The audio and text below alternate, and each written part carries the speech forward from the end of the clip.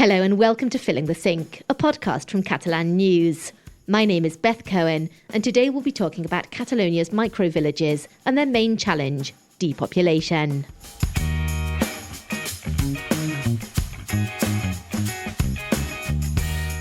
Imagine a life without the rush of the city. Less traffic, no noise, birds chirping and being surrounded by nature. Sounds idyllic, right? But what if your entire neighbourhood was home to only 30 people, with no shops, bars, restaurants or public transport? Well, that's what life is like in a micropoble, in English, micro-village.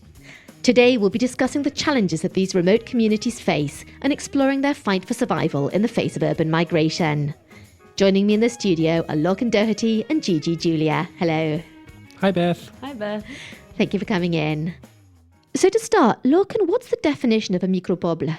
The term micropoble refers to small villages, like you said. In Catalonia, generally fewer than 1,000 inhabitants is the accepted definition, it seems. That means that there are more than 480 municipalities that are micropobles, representing just over half of all Catalan municipalities. Yet they are home to only 2.5% of the population. And you went to one of these tiny towns. Gigi, what were your first impressions? Yeah, it was a very interesting experience. And it was, well, first of all, very different from a city like Barcelona. There was, of course, lots and lots of nature. The Catalan language was very present and there were almost no people. Yeah, we went to a place called Reside, which if you know Catalonia, it's near Solsona or Cardona, so central Catalonia. Official population, 262, but actually even less in the specific spot we went to, as the 262 people, we're calling them villages, but actually these are rural areas, with the population spread out right across the municipality. And this wasn't a typical village, I wouldn't say, Gigi. I don't know, it was like basically this beautiful old monastery, Santuari del Miracle, which had the local council office where we did the interviews and like a gift shop attached. So I don't even know if we saw a house when we were there. No, to be honest, I do not recall seeing a house there. But it's also funny because I thought that I lived in a small village in the Netherlands, but then I Googled it and it has a little over 5,000 inhabitants. So that would actually be very busy compared to, well, where we went to. So I guess the big question is, why are people abandoning villages like this in favour of bigger towns and cities? I mean, obviously urban transition is a global phenomenon and the motives are complex and ever evolving, but can we touch on a few of the main reasons? Yeah, well, through the years of urban expansion and things like modernization, the villages have faced numerous challenges in their struggle to, well, literally keep on existing. And their biggest challenge that they face today is depopulation. And this is because many people, especially younger generations, they leave their rural villages, so the villages where they were born, they leave them for bigger cities. And the main reasons for this migration are education, but also job opportunities and, of course, career growth, which is similar to, well, my situation, actually. So also from my point of view, I kind of understand the whole motive behind this. It's probably also worth pointing out that it's not an entirely new phenomenon. Depopulation of rural areas, not just in Catalonia, but all over Spain, intensified, during the Franco dictatorship, the 50s, 60s, 70s. Barcelona at this stage was already an industrial city, but in those decades, kind of mid-20th century, there was a lot of industrial growth, rapid urbanization, and people living in the countryside, their kind of quality of life decreased quite a lot, after the Spanish Civil War and things. So they abandoned this rural life in search of better jobs, better salary, and just more opportunities in cities. So places like Barcelona received migrants from all over Catalonia, but also all over rural Spain, poorer rural areas of Andalusia, Extremadura, Galicia, for example. Yeah, and this depopulation has been, well, continuing ever since. So contributing to overcrowding in major cities. And that's a theme that we have touched on in previous podcasts, as it also affects the housing problem. Mm-hmm. Yeah, and then other issues as well is because the people that are left behind then, it's a very aging population. And unless we see a reversal of that trend and young people moving back to the countryside, then, depopulation is set to continue. I mean, living in the countryside has its pros and its cons, and I have to say I'm not entirely unbiased on the topic, as I actually live in a micropoble with, wait for it, 16 inhabitants. Wow. And as beautiful as it is, I think a lot of people don't want the hardships and the inconvenience of rural life or to do the work that's actually involved in country living. But can you you say the work involved in country living? Like, what do you mean with that? Okay, so as well as having limited access to facilities, sort of day-to-day tasks which are quite hard work, like chopping firewood, getting a chainsaw out when a tree falls and blocks the only access road and you have to go down it to get to work. There's electricity failure during storms, or this morning due to maintenance, for example. There's water failure if the pipes freeze in winter. You have to carry or purify your drinking water because we have water from a well as opposed to mains water. And of course, that requires filtering or treating to become drinkable. And there's also limited mobile phone coverage. And there is notoriously unreliable Wi-Fi, as you both know from our failed Teams meetings. Oh, yeah. We do our best. But actually, I'm imagining you now like chopping wood, and it's pretty, badass and pretty funny, actually. And of course, not to mention the need to have a vehicle to get there in the first place, and then the travel time and the expense if you want to go anywhere. So neighbours who go to school, to work, shopping, cultural life, medical emergencies, trips to the vet. Definitely sounds like a lot of hassle, to be honest, Beth. I don't know if I would be cut out for it. I love nature. I love my walks at the weekend, but I'm probably more of a piece of peens, as the Catalans would say. Lorcan, please can you explain to our listeners this wonderful phrase? Piece of peens. I think it's come up once or twice in the podcast before. Literally pine pisser. So yeah, city folk who go out to the countryside and end up relieving themselves in the countryside on the side of trees, you know. Well, pishapins aside, there are also many benefits to living in the countryside. Of course, it's less expensive than living in the city. It's much more beautiful and you get more space for your money. And of course, there's a connection with nature that Gigi mentioned earlier. There's a real sense of community. I mean, we leave our door open. Neighbours come and feed our animals. We feed theirs. We have communal meals. It's lovely. It's a healthier lifestyle. It's less stressful. It's very pet friendly. We have an extended menagerie. And what kind of animals do you have there then? Oh, all sorts. There's dogs, cats, rabbits, chickens, goats, 2 donkeys and 3 horses. When you started dogs, cats, I was thinking, well, you can have that in the city too, but no, fair enough. I think scrap what I said earlier. I'm actually sold on this.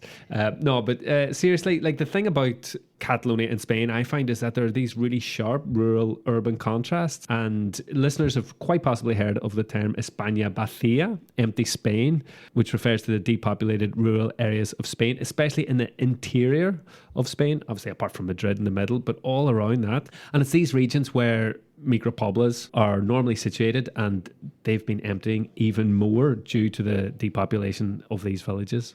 So this empty Spain phenomenon is also relevant to Catalonia, where some of these rural villages struggle in order to survive, like I said in the beginning. But these villages actually play a crucial role in important things like preserving local culture, traditions, and also, sustainable agriculture, for example.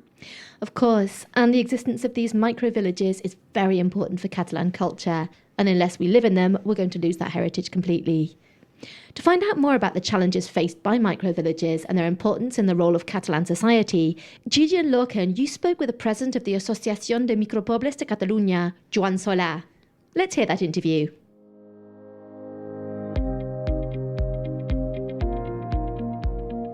When we think of rural Spain and Catalonia, we often hear the term empty Spain, referring to the growing depopulation of small villages as people move to the cities. But what about the communities that remain? Micropobles, or tiny villages, make up a crucial part of the region's landscape, culture, and economy. They may be small in size, but their challenges are big, varying from fair legislation and sustainable development to limited access to basic services. We speak to Joan Solà, president of the Catalan Micropobles Association. He tells us about life in a micropoble, the importance of these rural communities, and what needs to be done to keep them alive. La vida en un micropoble és diferent. Life in a micropoble, a microtown, is different. It's different from urban life. It has many advantages, but also some challenges that we have to address little by little. The Association of Micropobles fights constantly to resolve these issues so that all of the inhabitants of these micropobles can enjoy services that are at least comparable to somewhat normal services.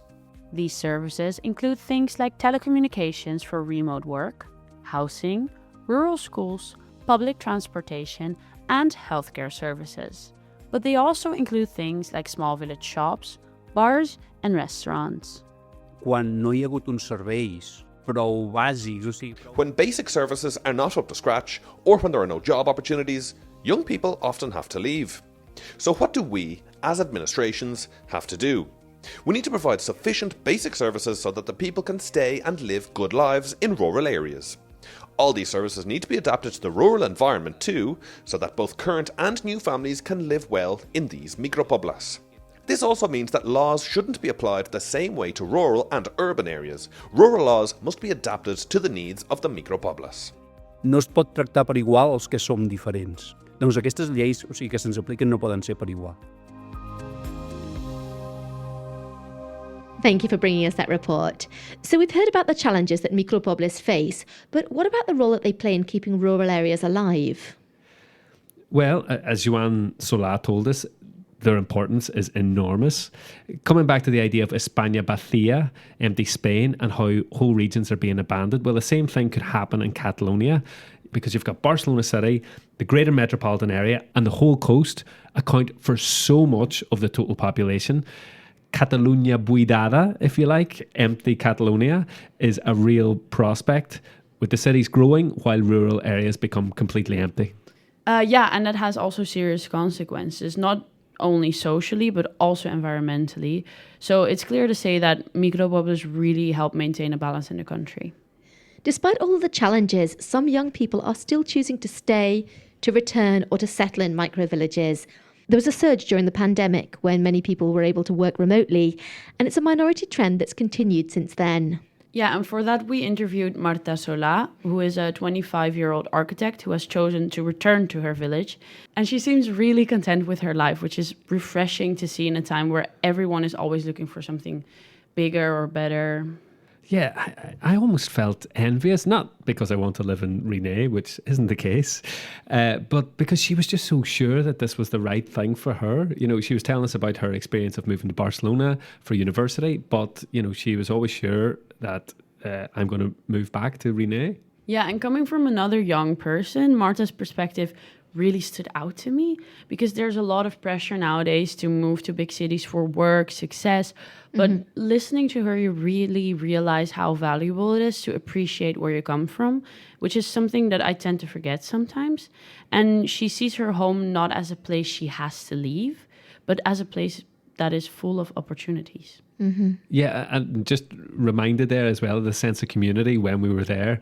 Like when we arrived, there was a woman working in the gift shop who knew Joan hadn't arrived for his interview with us yet because his car is always parked in the same spot. And it was such a classic, you know, small town thing. Everyone knows everyone, and little details like that are just a part of daily life. Yeah, I mean, it's such a contrast to city life when people barely know their neighbours. I guess the construction of apartment buildings with no communal spaces and the pace of city life makes for a much more individualist approach. Yeah, which is actually missing that sense of community that is so important to Marta. And she believes that small villages will become more popular again, and especially for people looking for a different pace of life. Well, let's hear more from Marta herself.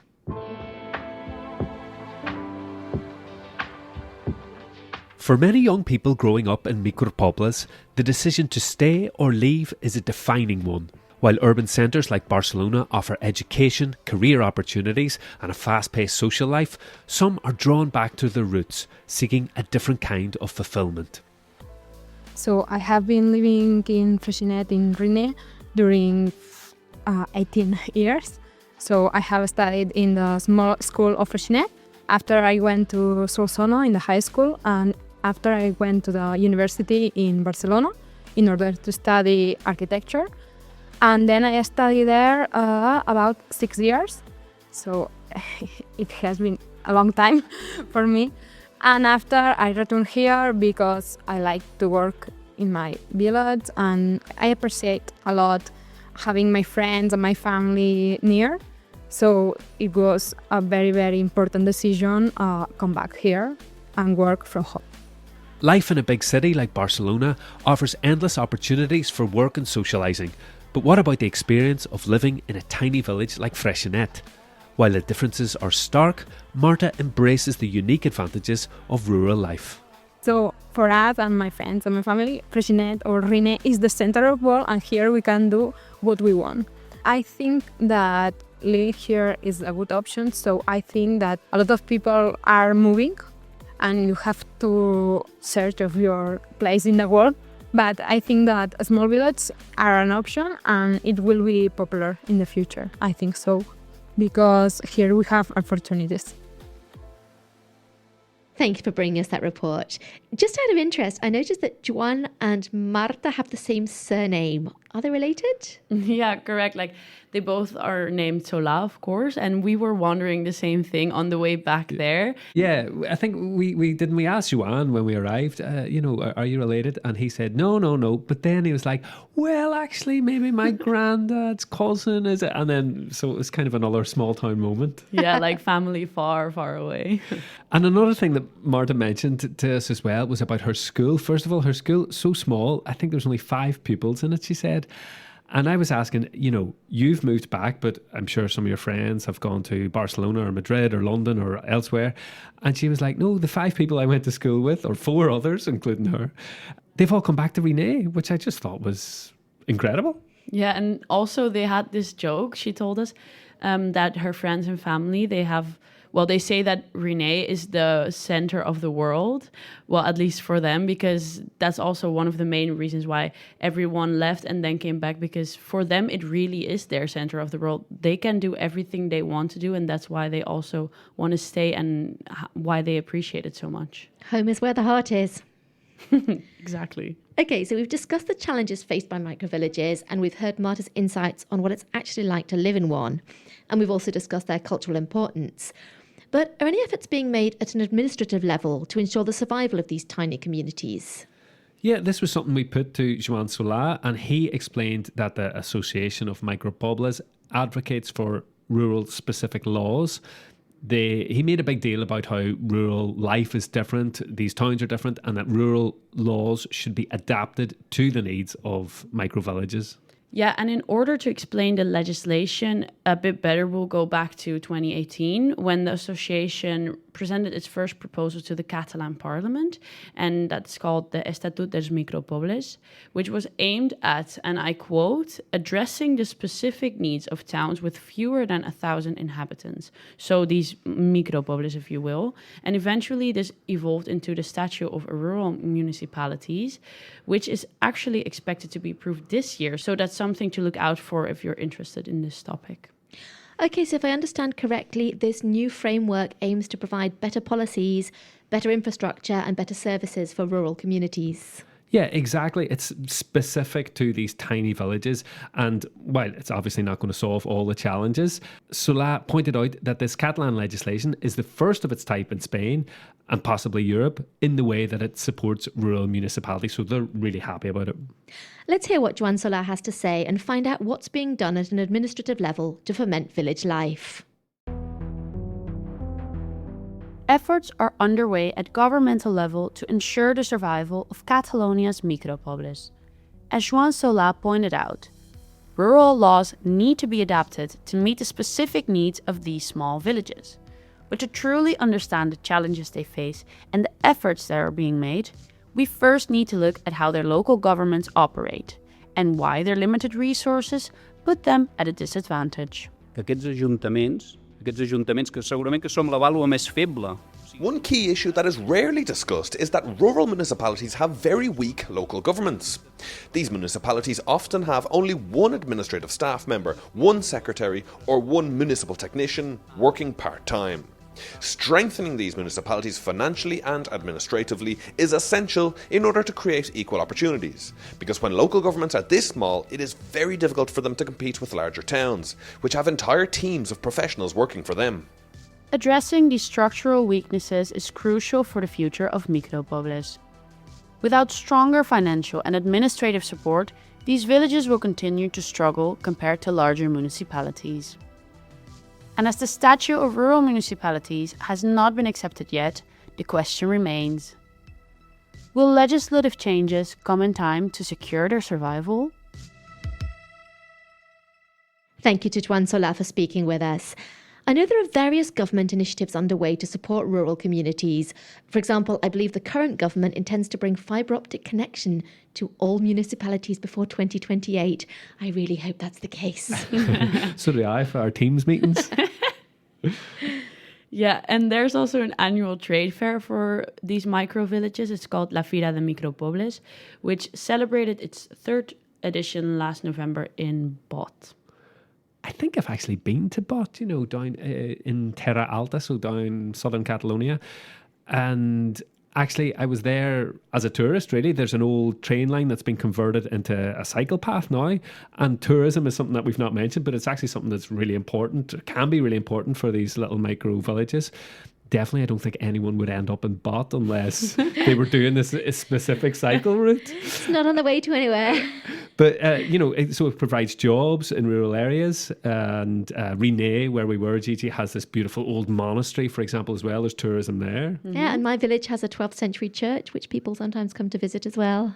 Oh, wow. And, we all know about the issues of mass tourism in Barcelona. We've talked about them on the podcast too. Maybe if some of the visitors to Barcelona went off the beaten track a little bit, that could be a win-win situation. Okay, so after everything that we've learned about microvillages, their challenges, their importance, and the efforts that are being made to support them, what do you think? Will they survive in the long run? Yeah, well, that's the big question, right? Like, on one hand, there are clear efforts being made both by the people living there and also by the government. We heard from Joan Solà that rural laws need to be adapted. And if those changes actually happen, these micropobles have a real shot at surviving and even overcoming their challenges within today's world. Yeah, and I just think after speaking to Marta Solà, who was so optimistic about the future of rural life, about more people starting to see this appeal of a slower lifestyle, more connected with nature. If more people think like her, then micropobles certainly might become more popular again. Yeah, that's especially true with the rise of remote work. If more people can work from home, they don't necessarily need to live in those big cities anymore. And that could be a real game changer for these villages. Yeah, but at the same time, I don't want to be the devil's advocate, but we can also not ignore the fact that depopulation is still a massive issue. And like we've discussed earlier, so many people, especially younger generations, leave for bigger cities in search for better job opportunities, education, and social life. And if that trend continues, these micropobles might not be able to survive, no matter how much effort is put into saving them. Yeah, basically these little villages are so small, they need a lot of financial and administrative support as well from, say, the Catalan government or the Spanish government, because without that, it's really hard for them to compete with bigger towns and cities. And the thing is, we said at the top of the podcast that they represent just 2.5% of Catalonia's population, which isn't a lot of people. It's not a lot of voters. And I guess what I'm getting at here is that although you would hope politicians act in the best interests of the country as a whole, political focus in Catalonia definitely tends to be in Barcelona and the other large cities where we have more voters, Yes, and in fact, at Spanish level, one party made a breakthrough by getting a seat in Congress after campaigning predominantly on the issue of depopulation and rural decline. And that's Teruel existe, Teruel exists, although it did later go on to lose that seat. It lost that seat last time round, but, even just to win that seat first time round, 1 in Congress and 2 in the Senate, I think, to even win that was just unbelievable. It's a landmark. I mean, in the end, I guess it's still uncertain. There are real challenges for rural life, but there are also promising initiatives, and it might come down to whether the people and the policymakers see value in preserving these villages before it's too late. Yeah, exactly. It's like a waiting game, really. But one thing is for sure, if micropobles do disappear, we would lose a very important part of Catalonia's culture, history, and, way of life. Yeah, it would be a real shame. There's no other way of putting it. I guess just let's hope that the efforts that we talked about today can make a difference. Mm-hmm, and that we don't all end up living in cities whilst rural Spain becomes an uninhabited desert. It's time now for our Catalan phrase of the week. Lorcan, what do we have? Fotre el camp. Sorry. You said a bad word. Excuse me. You could, that is a bit rude, perhaps. Be careful if you're using this week's Catalan phrase. The polite way to translate it to English would be get lost. Go away. Go away. Buzz off. Yeah. There are other ways to translate it if if you didn't want to be so polite. Fotre el camp. Go away, leave, and el camp can be the countryside or the field, so it's kind of related to our topic today. Go to the countryside. Go to a micro village and may you never be seen again. This week on Filling the Sink, we've been talking about Micropobles. Thank you to everyone who spoke with us. And of course, thank you to Lorcan and Gigi for joining me today. Thank you, Beth. Goodbye. Thanks, Beth. That's all we have time for. Thanks for listening. Make sure to subscribe to Filling the Sink wherever you get your podcasts if you haven't done so already. We'll be back again next Saturday with another exciting episode of Filling the Sink. On behalf of all the team here at Catalan News, I'm Beth Cohen, wishing you a great weekend. Fins aviat. Adeu.